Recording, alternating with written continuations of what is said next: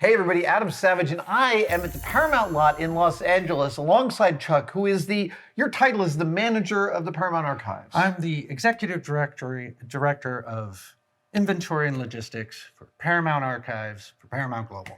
And this is a giant collection that you manage with your team. Yes, I have an excellent team.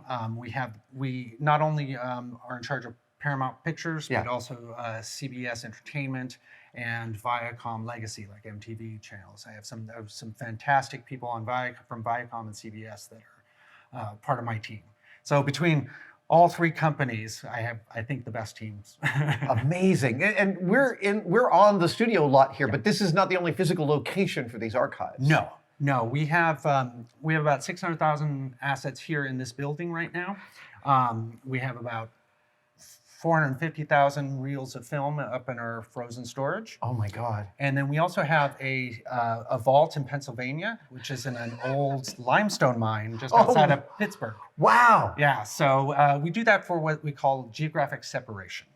So that's where we would send the YCM, which is basically a color record of the yellow side. Right, CMYK. It is how the film emulsion was actually printed, right? Okay. Yeah. So anything that we have here on the West Coast, we have a copy in a mine. Because you know that things could happen on the West Coast. Yeah, if anything happens on the West Coast. We've been visited by a lot in the past few years. I love that. So you're even thinking not just 10 years into the future. Distributing your storage around the country is thinking 100 years at least into the future. Yeah, absolutely. We want to future-proof our materials. Now, it's a digital age and everything like that, but it's still... Well, that's what I hope to illuminate here with this, right? Because people think, okay, you're storing, as you said, reels of film in frozen storage. Yeah. Does film require being below zero now to be stored? Most of the later films are made on a polyester base, so they don't suffer from things that older film that was acetate based suffer from. So while it is okay and good to store things frozen. Maybe polyester film or Estar film, you might not need to freeze that because it won't get vinegar syndrome. But for anything that's acetate, so 1950 up through the 80s, we want to have frozen because it's all susceptible to vinegar syndrome, which autocatalytic process, once it starts, you can't stop it. You can't stop it. Slow it. You can slow it down with cool. You can freeze it with, freeze it with freezing. Right. So now I think that there's a lot of people out there that might think, okay, well, so as long as you scan the film, then you've got it and you're safe.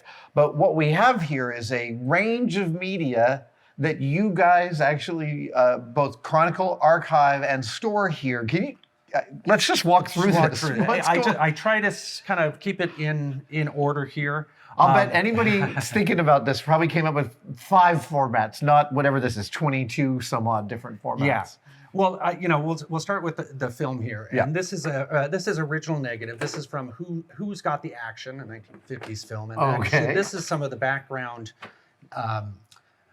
sources for the background plates. You know, in a car, drive-in, or right. So rear screen shots.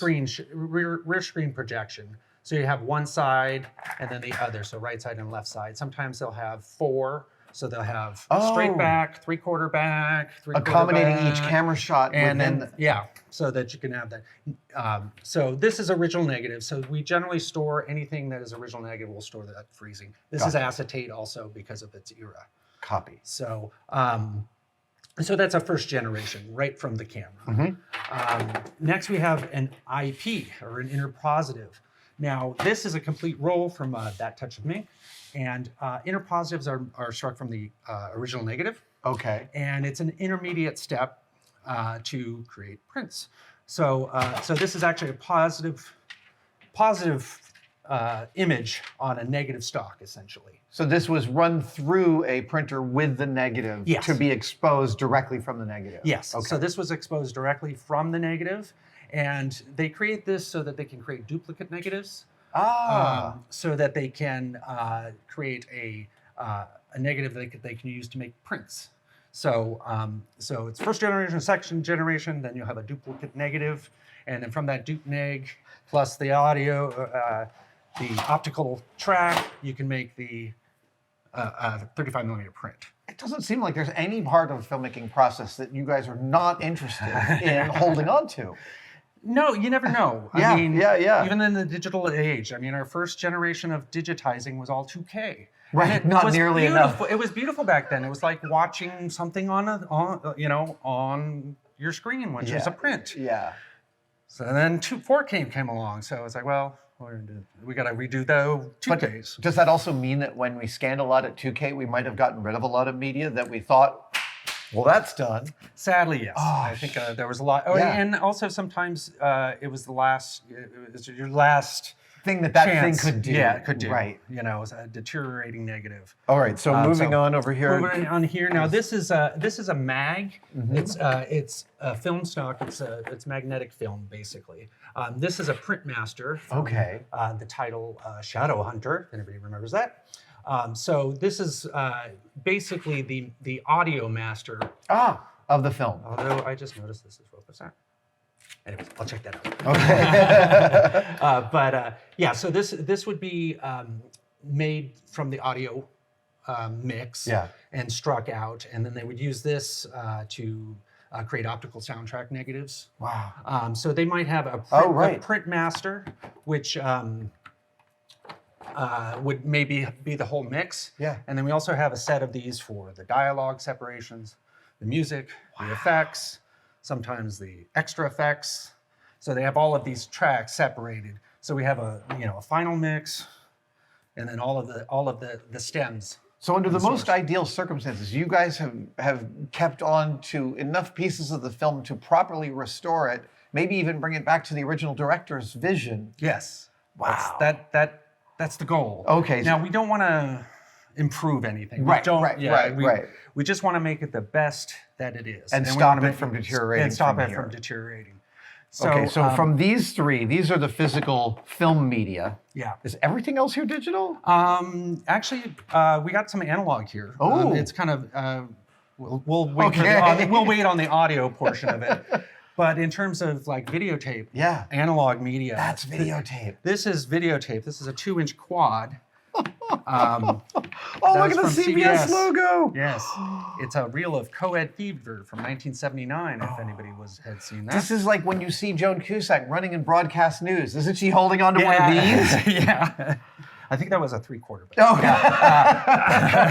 Amazing. Yeah, and this is an open reel. It's still the problem with this is that the technology to actually play back is all the machines that do that are deteriorating and dying. Yeah, they're breaking and stuff. But it's an open reel 2-inch quad.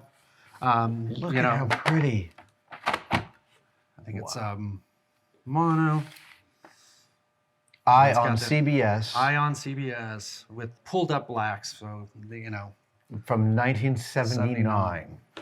So, yeah, this one we had recovered from the CBS TV City. It was in storage at TV City, and so they went through storage, found a whole bunch of these. They had a bunch. Yeah, they called us. Yeah, so we got a lot of media here. Now we're not sure if. I mean, these pallets are what we actually. Oh, that's what this is. This is a recent. This is a recent acquisition. I'm sorry, but this is hilarious. Yeah, gotcha. So this is the first step. You got the call, it came in, and now you guys have to figure out both what's on here and how important it is, and then what to do with it. Do we own it, or do we, is it important? Or, if it's something we own that we might have the original negative, and this was just a 1979 print for air, we might. And until you've determined any of that, you still have to store it in a way that stops its deterioration. Exactly. Right. Exactly. Oh my gosh. Now, magnetic media does not need to be frozen. Okay. So we don't. We have frozen. They said it's fine to freeze mag film. Right. We only freeze that if it's got, because this is subject to vinegar syndrome. Oh. What is that? Vinegar syndrome is what happens when the acetate base of film breaks down, becomes acidic. Oh, gotcha. So it's an acetate. Acetic acid is vinegar, and it's so named because it smells. Oh, like so you vinegar. can smell it Oh, deteriorating. yes, you can. I have some old plastic acetate that smells. Smells. Yeah, my shop assistant was like, I think something peed in here. And I said, no. Yeah, no, nobody's dyeing Easter eggs. Nobody's making a salad. At least not up in the vaults. So you say this is analog. Yeah, this is an analog format. This is the first professional analog format. That So it's a magnetic tape format, yeah, but it's analog, not digital. Right. That's fascinating. I somehow didn't track that we had an interim magnetic tape that was non-digital. Yeah, we actually have a couple of them. Actually, there was the 2-inch, and then they went to the 1-inch, which is very similar, just half the size, and that is again another analog magnetic format. It's basically recorded. My God, the recorded reels on are tape. so pretty. Yeah, it's still. I mean, if you want SD, it's not a bad format. The biggest problem is that it's open reel, and so just like dust and other things. Yeah, it's just you risk damage. Gotcha. So, right. Now VHS to be is protects itself by being encased. In a case. Gotcha. Yeah. So these up through the early 90s, these were used quite a bit. And do you guys work on digitizing this stuff to the cloud in order to free up the storage space? Only if it is something unique. Gotcha. Like in this particular one, this is the Spanish language. It's African elephant. Okay. But in Spanish. In Spanish. Gotcha. So what we'll do is we'll make sure that we have the language covered Right. for this particular movie. And then this might be a candidate for something that we would actually get rid of because it's not an original. It was made, from a telecine master. Right. And, Spanish lay down. Gotcha. Or lay down, lay back. So when one more analog format is the regular Betacam. Oh, beta! Betacam. When Sony lost the VHS Betacam or they should Betamax. never have lost. Yeah. So they came up with this, and it's an analog. Yeah, absolutely. Oh, wow. It's an analog. The tape is analog. Right. Wow. That's an SP. There was a a regular Betacam, and that became really popular for news cameras. Right.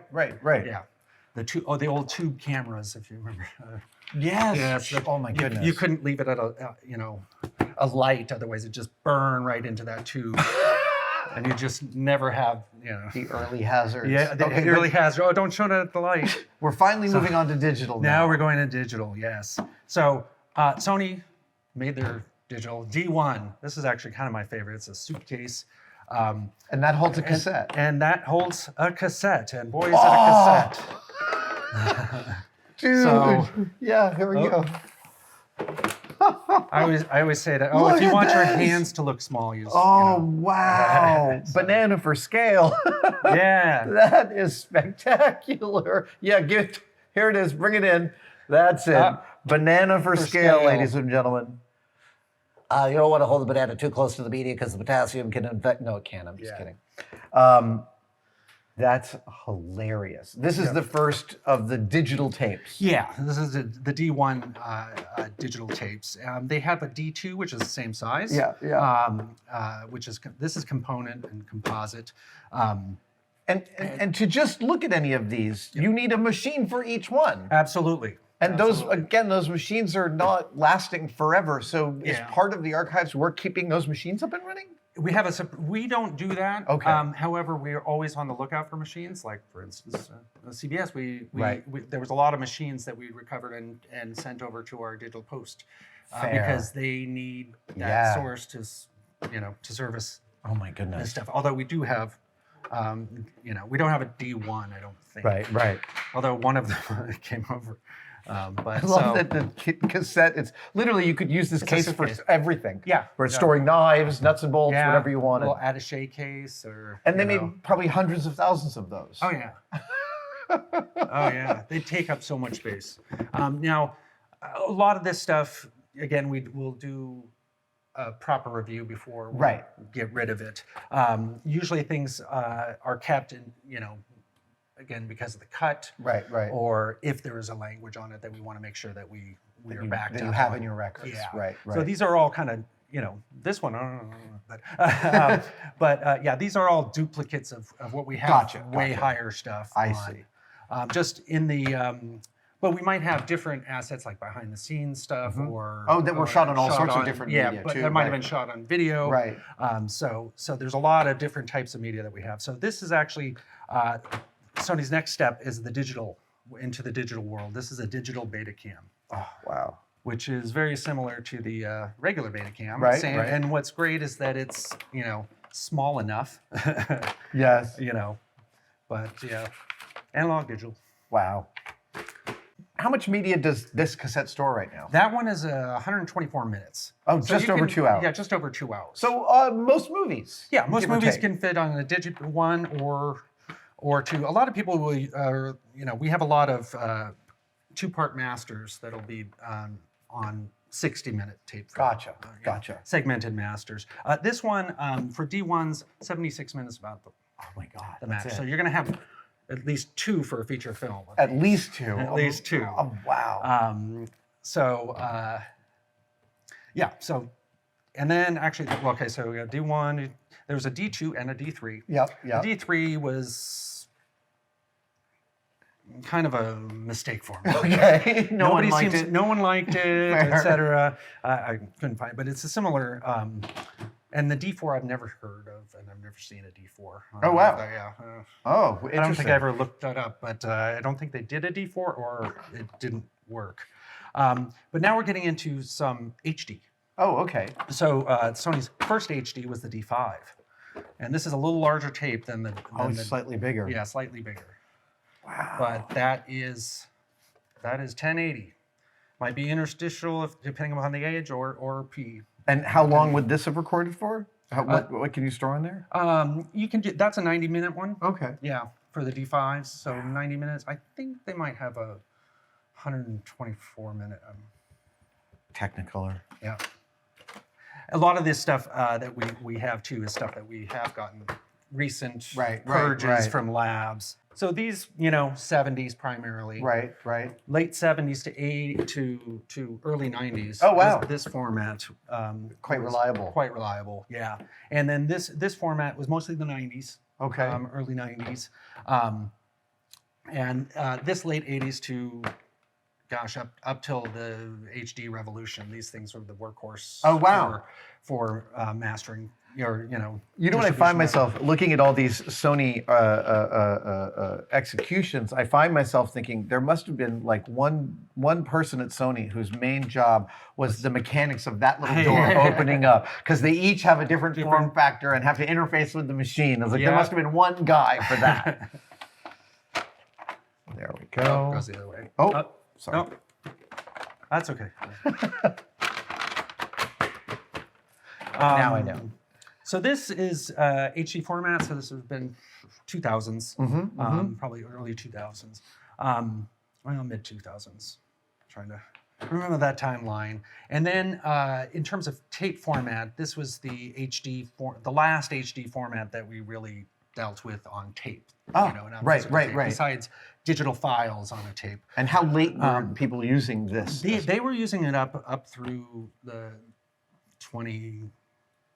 I mean, some people still use them. Gotcha. Because it's get 1080 right. But one thing that happened with this one, when we're talking about possible destruction, there was only one factory that Sony had. Oh. And Fukushima that made these tapes. So no more are being made. After 2011, that was destroyed, and all production of this stopped. And studios most people didn't stock up on this type of stuff. So they just go and look for another solution. Yeah, and it was really, at least for us, an impetus for digital workflows. Right. Because we were dealing with HD at the time, and we couldn't get the stock to keep sending HD masters out, because we were still on sending stuff physically. Right. And so it kind of you had to change your jump started our whole digital archive, everything. Just one earthquake. Wow. And it's not just Paramount. I think all of Hollywood was like, I mean, for quite a few months, we were looking for old daily, anything we could recycle to reuse the stuff. And there was a whole market on that. So. Oh man. And I brought this out because it's just VHS. It's a VHS. We do have VHS. And we have regular DVDs as well. I also see DV cam. And we have a DV cam. I love it. Now this is, we didn't. This is mostly cameras, right? Yeah. So it's not a distribution format and stuff like that, but it's certainly a master format, and we have a lot of these for some of our films, like the first Jackass movie. Right, almost all on DV cam. Yeah, all shot on this, and a lot of behind the scenes featurettes and stuff like that. Since you guys are always being concerned with the best resolution you can get today. Does it hurt your soul to go back and look at old DV cam tapes and, well, that's as good as it's getting? A little bit. We've been scanning some of the original, the whole raw tapes from some of those shoots. Right. Some of them are Betacam, some of them are these, and we have them digitized, and we're digitizing at their. At the best thing you can get. Yeah, well, we do it. You can up-res it. Right. Oh, okay. But our first pass on it, we're just doing a pass on that. But it's you see some, behind-the-scenes footage. I don't know, Chris Farley. That was one of his movies. We had digitized, and just seeing him act natural behind the scenes. Yeah. With in standard def. Yeah. I don't know. It kind of made me. Miss the 90s, I guess. I don't know. What is the other stuff we've got here? So I brought some of the audio formats. Nice. Here. So, probably the oldest audio format is the quarter-inch audio reel. I mean, that's been inaugural for eons. That inaugural recorded every movie until we went digital in like the 90s, right? Yeah. I think we still get some of those. In terms of the digital, we have the D88, which is digital audio tape. It's the same size as a high 8 videotape. Huh. I did not know that. Yeah. So, they will master to those. There's still a little fragile. They're small tapes and that. Right. So it's always best to digitize right now, but audio. So we also have a lot of mixed masters on the half-inch. Oh, yeah. Half-inch audio here. And so this particular one, I'm sure it's a mono. I'm really grooving on how beautiful the old aluminum reels all are. I know, They're all absolutely not a this bead blast finish. This these very light radii on the edges, just absolutely love them. Yeah, and this one is from. I was just trying to look for the date on this one, but these have been used forever. Forever. The analog audio formats, they were used a lot and forever. So we've got a whole bunch of those. And then I also brought, because we had a 2-inch. I thought a 2-inch audio reel here. This is what I think of as an audio reel. Yeah, this is an audio reel, and of course it's an older.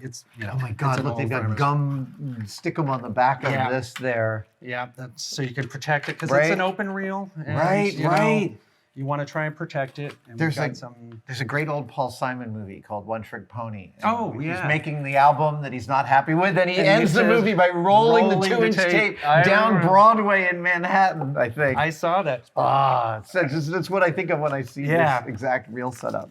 Yeah. I just wanted to see what this is not a format anyone's currently using, or is it still? Here, by the way. Yeah. I have not seen a new picture come in on this in a long time. I would imagine. So I don't think they're really much used anymore. I mean, their storage, of course, we have a ton of these because, this is, I think, a music master. Right. So, you've got 24 tracks. It's a tremendous amount of information. Yeah. Right. And this one is this, Wait, but also hard drives you need to store too. Oh, yes. I didn't grab a hard drive. Yes, we got a lot of hard drives. Is there a specific requirement around storing a hard drive, or can it just sit on the shelf? Well, it's not.